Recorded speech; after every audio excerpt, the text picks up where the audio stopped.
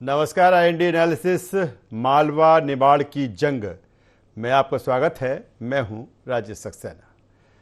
मध्य प्रदेश की राजनीति में मालवा निमाड़ को यूं ही सत्ता का गलियारा नहीं कहा जाता। जिस राजनीतिक दल को इस क्षेत्र में बढ़त मिलती है उसका सत्ता के शीर्ष तक पहुंचना तय मान लिया जाता है। यही कारण है कि 2023 के विधानसभा चुनाव में मालवा निमाड़ क्षेत्र की अहम भूमिका रहने वाली है। इस क्षेत्र में विधानसभा की 66 सीटें आती हैं। साल 2018 की अगर बात करें तो चुनाव में जैसे ही समीकरण बदले वैसे ही प्रदेश में उलटफेर हो गया। 2013 के विधानसभा चुनाव में 66 में से 57 सीटें भारतीय जनता पार्टी ने जीती थी। वहीं 2018 की अगर हम बात करें तो 2018 में भारतीय जनता पार्टी को सिर्फ 27 सीटें ही मिली थी। एसटी मतदाता बहुल सीटों पर भाजपा को जबरदस्त नुकसान उठाना पड़ा था। खरगोन, बुरहानपुर और अलीराजपुर जैसे जिलों में एक भी सीट पर भाजपा नहीं जीत पाई थी, जबकि धार, झाबुआ, बड़वानी और शाजापुर में एक सीट मिली थी। आज आईएनडी एनालिसिस में बात करेंगे इसी अंचल की, क्योंकि जिस तरह से मैंने पहले ही कहा कि ये एक ऐसा अंचल है जिसने इस अंचल को साध लिया तो आप ये मानकर चलिए कि सत्ता का जो सिंहासन है वो दूर नहीं है, क्योंकि तमाम सारे इसमें फैक्टर हैं। जिस तरह से जिक्र मैंने किया कि एसटी बाहुल्य की बात की जाए या आदिवासी क्षेत्रों की हम बात कराएं और लंबे समय से चाहे वो भारतीय जनता पार्टी हो या कांग्रेस हो, इस अंचल में पूरी ताकत इसमें झोंकी जा रही है। आदिवासियों के नाम पर कई तरह के, चाहे चौक चौराहों के नाम की बात की जाए या टंट्या मामा के नाम की जो प्रतिमाएं हैं वो लगाने की बात की जाए या आदिवासियों के हित में तमाम सारी चीज़ों की घोषणाएं हों, ऐलान हों, तो इससे समझा जा सकता है कि ये जो अंचल है काफ़ी अहम है। मालवा निमाड़ की जंग, ये भी इसमें कहा जा रहा है कि जिसके हाथ ये द्वार आ गया वो प्रवेश कर गया, सत्ता के सिंहासन तक पहुंच गया। एससी एसटी वोटों को साधने की होड़ भी यहां पर मची हुई है। बीजेपी कांग्रेस की यात्राओं से जो वोटर किस रूप में लेता है ये भी यहां पर अहम होगा, क्योंकि लगातार दोनों कई यात्राओं के जरिए पैठ बनाने की कोशिश की जा रही है। आज इसी मसले पर बातचीत करेंगे, चर्चा करेंगे। उससे पहले अपने मेहमानों से आपका परिचय करा देता हूं, तारुफ करा देता हूं, फिर चर्चा को, इस डिबेट को हम आगे बढ़ाएंगे। 3 मेहमान इस चर्चा में हमारे साथ में हैं। सबसे पहले उनका हम परिचय कराते हैं। तो जिस तरह से मालवा निमाड़ जो है काफ़ी अहम है 2023 विधानसभा चुनाव में, हमारे साथ में गौरव चतुर्वेदी साहब हैं, वरिष्ठ पत्रकार। स्वागत करूंगा गौरव जी आपका। हमारे साथ में योगेश यादव जी हैं, प्रदेश प्रवक्ता कांग्रेस। योगेश जी आपका स्वागत है। और डॉक्टर गुलरेज शेख, प्रदेश प्रवक्ता भारतीय जनता पार्टी, आपका भी स्वागत है गुलरेज जी। सबसे पहले मैं गौरव चतुर्वेदी जी के पास ही आता हूं। उसका कारण ये है कि गौरव चतुर्वेदी साहब बेहतर तरीके से इस अंचल को समझते हैं, क्योंकि वहीं से बिलोंग करते हैं, वहीं से आते हैं। गौरव जी, जिस तरह से देखा जाए 2003 के बाद जिस तरह से भारतीय जनता पार्टी ने इस अंचल में मेहनत की, उसका फ़ायदा लगातार 8 में भी मिला, 13 में भी मिला, और 13 में तो यहाँ तक स्थिति होगी कि 66 में से 57 सीटें जीत ली।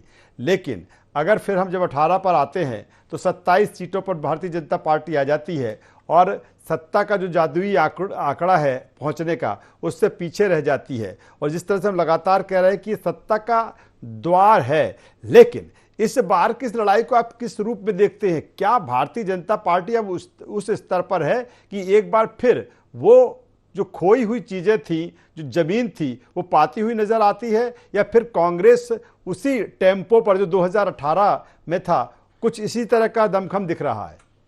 राजेश जी, सचमुच में मालवा निमाड़ सत्ता का द्वार है, और सत्ता का द्वार इसलिए है कि हम बात 2013 की ना करें, हम बात 2003 की ना करें, हमें बात 1993 की भी करना चाहिए, जब कांग्रेस ने वहाँ पर मेहनत की थी और अधिकांश सीटें जीतकर सरकार बनाई थी। 93 की बात कर रहा हूँ। इसी पैटर्न को बाद में 2003 में भारतीय जनता पार्टी ने भुनाया। 2018 में फिर मेहनत कांग्रेस ने की, कांग्रेस ने भुनाया। तो जो आम जनता के साथ अपना वास्तविक रिश्ता जोड़ लेगा वो सत्ता को पालेगा। और सरकारों ने हमेशा सत्ता के इस द्वार को, जिसे मालवा निर्माण कहा जाता है, कई बार उपेक्षित रखा हो, जिसका खामियाजा सरकारों को भुगतना पड़ा। तो जो वास्तविक तरीके से मेहनत करेगा वहां पर वो सत्ता में रहेगा, और सरकार अगर उपेक्षा करेगी तो सरकार को वहां चलिए, बेहतर बात गौरव जी आप कर रहे हैं कि वास्तविक रिश्ता जो इस अंचल से जोड़ लेगा, और मुझे लगता है कि शायद इस अंचल की तासीर भी यही है। डॉक्टर गुलरेज शेख साहब, क्या वो रिश्ता अब भारतीय जनता पार्टी बना पाई? क्योंकि मुझे लगता है कि वो वास्तविक रिश्ता कहीं ना कहीं टूटा, और यही कारण है कि 2018 में आपको सिर्फ 27 सीटें मिली।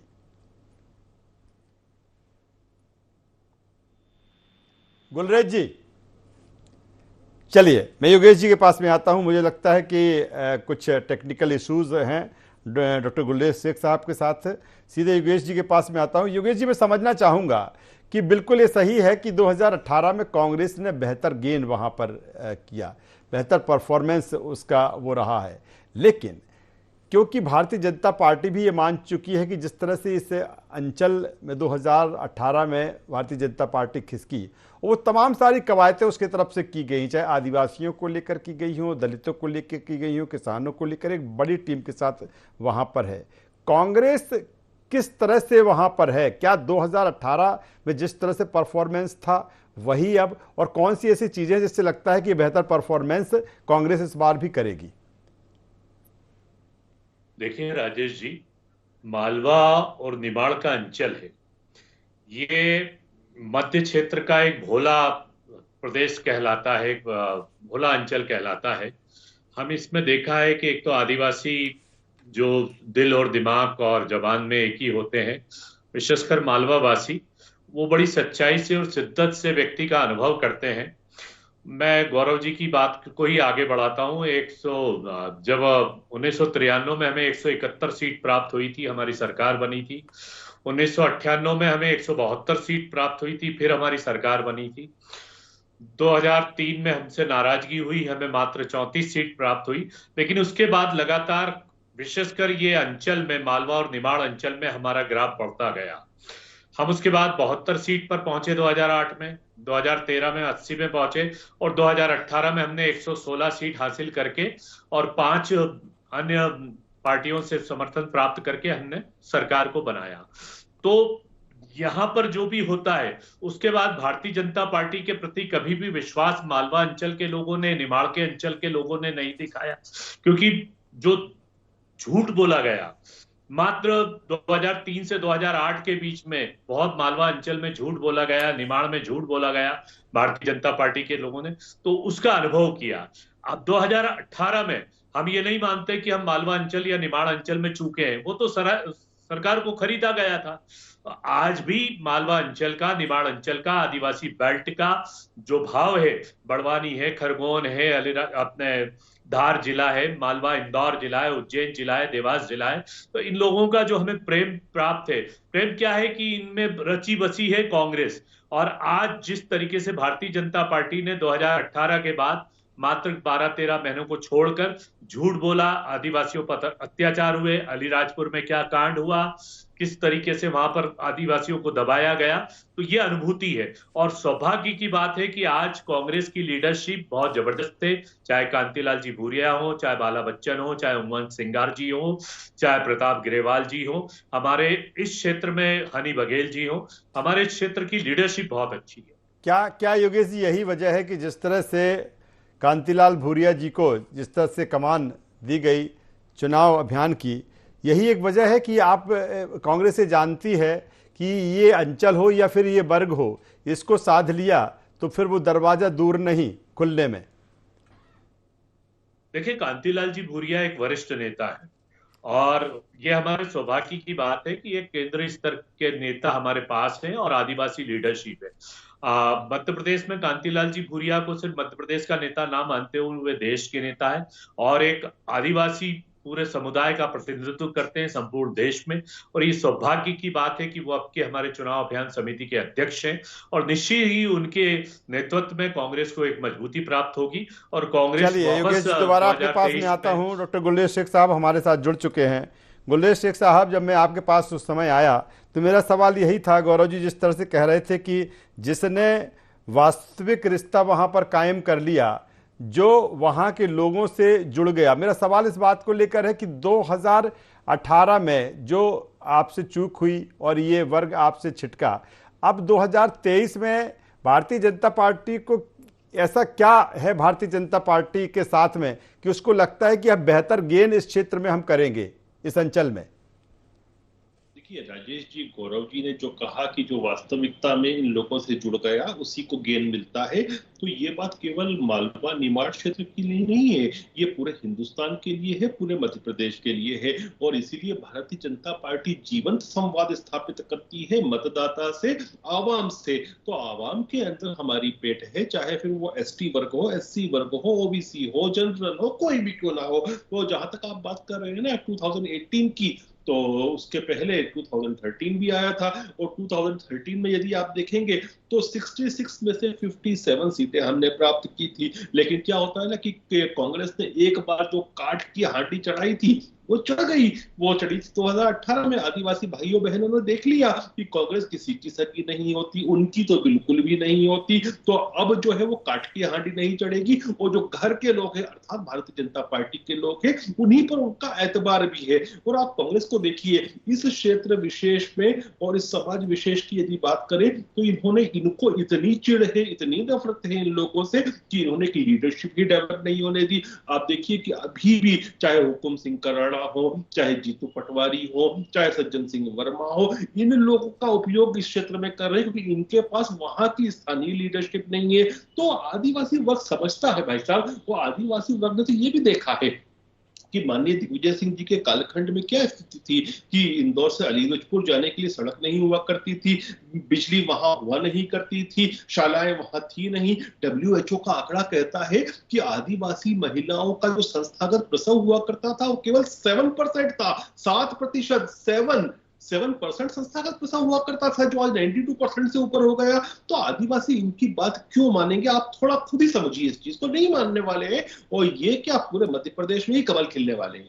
चलिए सीधे गौरव जी के पास में आ जाता हूं। गौरव जी, आप जिस तरह से कह रहे थे उस रिश्ता का, उस भावनात्मक पहलू का, 2-3 चीज़ें इसमें अहम है कि देखा जाए भारतीय जनता पार्टी की तरफ से, सरकार की तरफ से, या फिर आदिवासी जो महापुरुष हैं उनके नाम पर तमाम सारी घोषणाएं, चाहे तमाम सारी प्रतिमाओं का स्थापित करना, चौक चौराहों का नाम आदिवासी महापुरुषों के जरिए, उज्जैन में महाकाल लोक का निर्माण, ओंकारेश्वर में आदिगुरु शंकराचार्य लोक तैयार होना, क्या यही कारण है कि ये जानती भारतीय जनता पार्टी की इस तरह की जो चीज़ें हैं वो इफेक्ट करेंगी? राजेश जी, मालवा निमाड़ को लेकर वास्तविक रिश्ते की बात मैंने इसलिए कही थी कि चूंकि 66 सीटें हैं और 66 सीटों में से एक बड़ा हिस्सा सरकार बनाने में अहम भूमिका निभाता है। गुलरेज जी अभी कांग्रेस के शासनकाल के रिश्ते की भी बात कर रहे थे और भाजपा के शासनकाल के रिश्ते की भी बात कर रहे थे। भाजपा ने 15 साल राज करके वो सब कुछ दिया आदिवासी मतदाताओं को, दलित मतदाताओं को, मालवा निमाड़ के मतदाताओं को, जिसके रिकॉर्ड बनाए जाने की बात की जा रही। फिर उसके बाद 2018 में मतदाता क्यों छिटका, काठ की हांडी क्यों कांग्रेस की चढ़ गई? असल वजह है कि जो दावे किए जाते रहे सरकार के द्वारा, वो दावे जमीनी तौर पर उतर नहीं पाए थे। आम जनता उन चीजों को यही समझ रही थी कि ये पूरे ही नहीं हो रहे हैं, तो उसके कारण उसने कांग्रेस की सरकार बनाई। अब ठीक है, आप टंटिया मामा को भी ले आइए, आप महाकाल लोक भी ले आइए, तो महाकाल लोक के भ्रष्टाचार को भी जनता ने देखा है। टंटिया मामा के साथ जो व्यवहार आप आज कर रहे हैं, अच्छा व्यवहार कर रहे हैं, उन्हें सम्मान दे रहे हैं, आदिवासी नेतृत्व को सम्मान दे रहे हैं, लेकिन दूसरी तरफ कुछ ऐसी घटनाएं भी होती हैं जब आदिवासियों का अपमान किया जाता है। सरकार जहां विफल होगी वहां उसे खामियाजा भुगतना पड़ेगा, और सरकार जहां तारीफे काबिल काम करेगी वहां उसको लाभ मिलेगा, उसमें कोई बुराई की बात नहीं। सीधे योगेश जी के पास आता हूँ। योगेश जी, लीडरशिप की बात डॉक्टर गुलरेज शेख साहब कह रहे थे। अगर देखा जाए तो एक हमने देखा कि इस अंचल में किस दमखम के साथ मुख्यमंत्री शिवराज सिंह चौहान की तमाम सभाएं, रोड शो, अमित शाह जी वहां पर पहुंचते हैं, ज्योतिरादित्य सिंधिया वहां पर पहुंचते हैं। लेकिन गुलरेज जी जिस तरह से कह रहे हैं कि कहीं ना कहीं आपकी स्थानीय लीडरशिप वहां पर नहीं है। कैलाश विजयवर्गीय वहीं पर आते हैं, उन्होंने तमाम नामों का जिक्र किया। क्या ये गैप है क्या अभी कांग्रेस और बीजेपी में इस अंचल को लेकर? देखिए राजेश, शायद गुलरेज साहब ने मेरी बात को सुना नहीं, मेरे वक्तव्य को सुन जाते तो हमारी तो प्रबल लीडरशिप, बहुत महत्वपूर्ण लीडरशिप है। जैसे मैंने बताया, कांतिलाल जी भूरिया, प्रताप ग्रेवाल, हनी बघेल, बाला बच्चन, हमारी लीडरशिप, उमंग सिंगार, इतनी पावरफुल लीडरशिप है। जब तो अमित शाह जी को और शिवराज सिंह जी चौहान को हमारे क्षेत्र में बार बार आना पड़ रहा है, और हमारा क्षेत्र इतना मजबूत है। अभी मैं एक बात आपको और बताता हूं, मैं जिस विधानसभा क्षेत्र से आता हूं वहां 70,000 आदिवासी है। वहां जिला पंचायत के आदिवासी सदस्य, अभी जिला पंचायत के एक आदिवासी सदस्य पर भारतीय जनता पार्टी ने इतने मुकदमे ठोके सिर्फ इस बात को कि वो प्रबलता से विरोध करते हैं, वो आदिवासियों की आवाज उठाते हैं। तो ये जो अत्याचार है ये महू का ही नहीं है, ये संपूर्ण आदिवासी बेल्ट में, चाहे धार हो, चाहे बड़वानी हो, चाहे झाबुआ हो, इस तरीके से ये दमन की कार्रवाई करते हैं। और मैं इसको एक बहुत गंभीर विषय मानता हूं। भारतीय जनता पार्टी ने जिस तरीके से दमन चलाया, तो इनके एजेंडे में आदिवासी तो है ही नहीं, आदिवासियों को ये पसंद नहीं करते। आप देखिए, मैं जिला पंचायत सदस्य की आपको फेहरिस्त पहुंचाता हूं, कितने मुकदमे उस एक व्यक्ति पर कायम किए, सिर्फ इसलिए कि वो आदिवासी लीडरशिप का एक मजबूत नेता है। तो ये दुर्भाग्य प्रजातंत्र का कि जहां कोई अपनी आवाज उठाता है उसको दमन किया जाता है। अब आयातित लोग यदि आते हैं बाहर से हमारे क्षेत्र में, हमारे बेल्ट में, आदिवासी क्षेत्र में, तो इनके पास लीडरशिप नहीं है तो हम क्या करें, इनके पास नेता नहीं है तो हम क्या करें। और इतिहास की पुनरावृत्ति होगी, हम प्रबल उससे जीत कर आएंगे, 150 से ज्यादा सीट जीत कर आएंगे। अब काल्पनिक कयास तो कुछ भी लगाया जा सकते हैं, जैसे प्रवक्ता महोदय ने लगा दिया, बहुत सारी बातें कह दी कि यहाँ लीडरशिप नहीं है, वहां नहीं है। वास्तविकता में आए, धरातल पर आए। हमारी आदिवासी सम्मेलन किस तरीके से हुआ था, अभी यात्रा क्या हुई थी, टांटिया मामा से हमारी जो यात्रा शुरू हुई थी उसको कितना प्रतिसाद मिला था, तो ये दंग हो जाएंगे देखकर। इन लोगों को तो इनका भरोसा तो क्या योगेश जी, बात हम आदिवासी की कर रहे हैं, इस अंचल की, दलित की कर रहे हैं, तो किसान भी यहाँ पर एक अहम फैक्टर होता है इस अंचल में। मंदसौर का मामला जिस तरह से देखा, क्या किसानों की कर्ज माफी जिसको लेकर लगातार भारतीय जनता पार्टी सवाल खड़े कर रही है, ये चुनौती है कि जिस तरह से वादा किया वो नहीं हो पाया, ये इस अंचल में आएगा कांग्रेस के उसमें? देखिए राजेश जी, अब भारतीय जनता पार्टी बार बार झूठ बोले तो मैं क्या करूं। 27 लाख किसानों का फर्स्ट फेज में कर्जा माफ हुआ था, जिसको इनके मध्य प्रदेश के कृषि मंत्री कमल पटेल ने स्वीकार किया विधान पटल पर कि हाँ कर्जा माफ हुआ था। उसके बाद खरीद फरोख्त हो गई, इन लोगों ने सरकार को खरीद लिया। हम सेकंड फेज की शुरुआत कर रहे थे, हमने 10 दिन में कर्जा माफ नहीं, मात्र 10 मिनट में पहला सिग्नेचर कमलनाथ जी का किसानों की ऋण माफी का हुआ था। उसके बाद इन लोगों को लगा कि सरकार को चलने नहीं देना है, क्योंकि जब सरकार अभी हमारी 5 साल में चल जाती तो स्वर्णिम मध्य प्रदेश हो जाता, एक विकसित मध्य प्रदेश हो जाता है। ये वापस डायलिसिस पर कांग्रेस, भारतीय जनता पार्टी के लोग मध्य प्रदेश को लेकर आ गए। अब कर्ज लेकर घी पीते हैं साहब, और निर्माण की बात करते हैं। निर्माण तो कुछ है नहीं, नारे हैं। चलिए डॉक्टर गुलरेज शेख साहब दे दीजिए जवाब। देखिए, अगर कर्ज की बात करते हैं किसानों की, तो राहुल बाबा ने मंदसौर की भूमि पे खड़े होकर कहा था कि 10 दिन में यदि किसानों का सारा ऋण माफ नहीं हुआ तो मैं मुख्यमंत्री बदल दूंगा।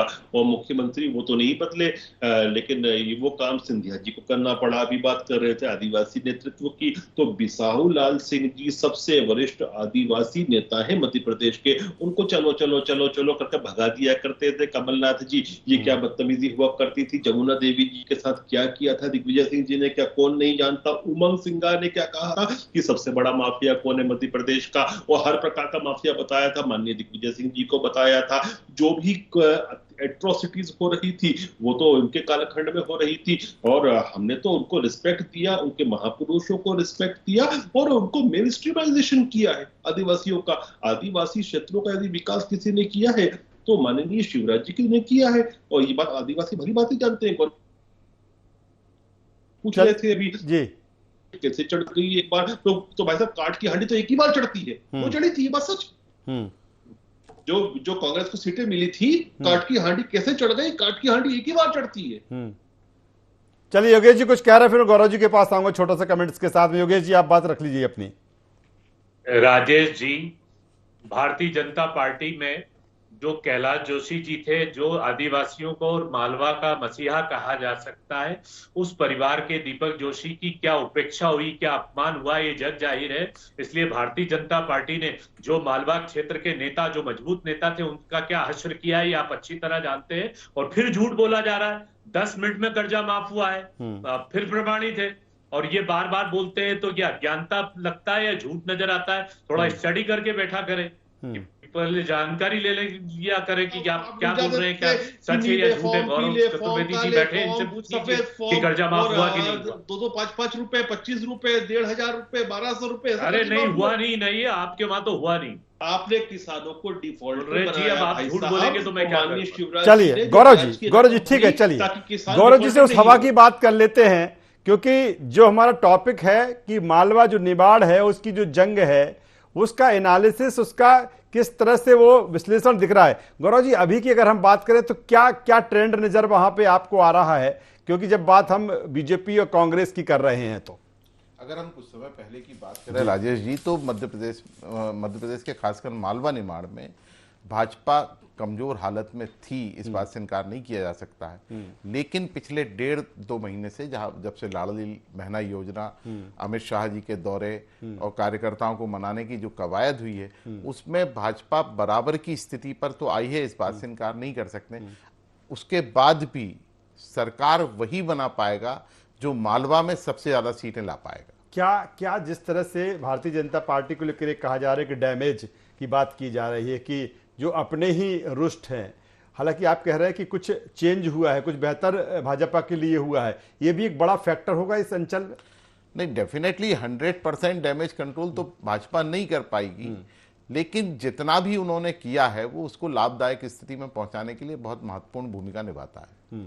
चलिए, तो बेहतर बात जिस तरह से गौरव जी कह रहे हो, और बिल्कुल ये भी सही है कि इस बार जो मालवा निमाड़ की जो जंग है वो आसान नहीं है, क्योंकि जो एक ट्रेंड या जो हवा जिस तरह से दिख रही है, जो हवा का रुख है, क्योंकि अपने अपने तरीके से, चाहे वो भारतीय जनता पार्टी हो या कांग्रेस हो, अपनी तैयारी में, अपने इस अंचल को साधने में लगे हुए हैं, तमाम सारी कवायदें की जा रही हैं। लेकिन ये भी सही है कि इस बार की जो स्थितियां, परिस्थितियां, इस बार का जो चुनाव है लगातार जिसको लेकर हम एनालिसिस कर रहे हैं, बात कर रहे हैं कि मुकाबला कड़ा है, और यही कारण है कि इस अंचल में भी पूरे दमखम के साथ दोनों दल आमने सामने हैं। तीनों मेहमानों का यहाँ पर मैं धन्यवाद करता हूँ, शुक्रिया करता हूँ। तो जिस तरह से मालवा निमाड़ अंचल की जो जंग है 2023 में, तमाम सारे समीकरण, तमाम सारे फैक्टर यहाँ पर नज़र आ रहे हैं। लंबे समय से भारतीय जनता पार्टी ये समझ रही है कि किस तरह से 2018 में उसके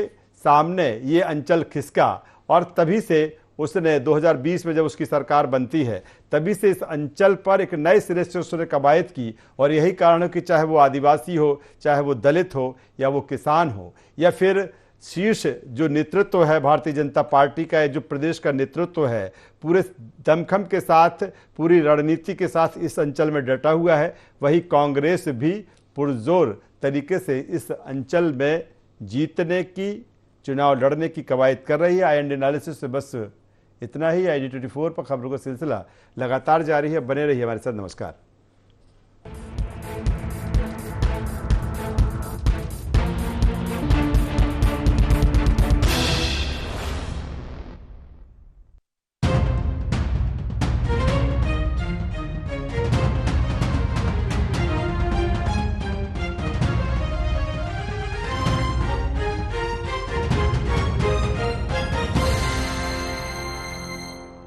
समृद्धि और उन्नति की ओर कदम बढ़ा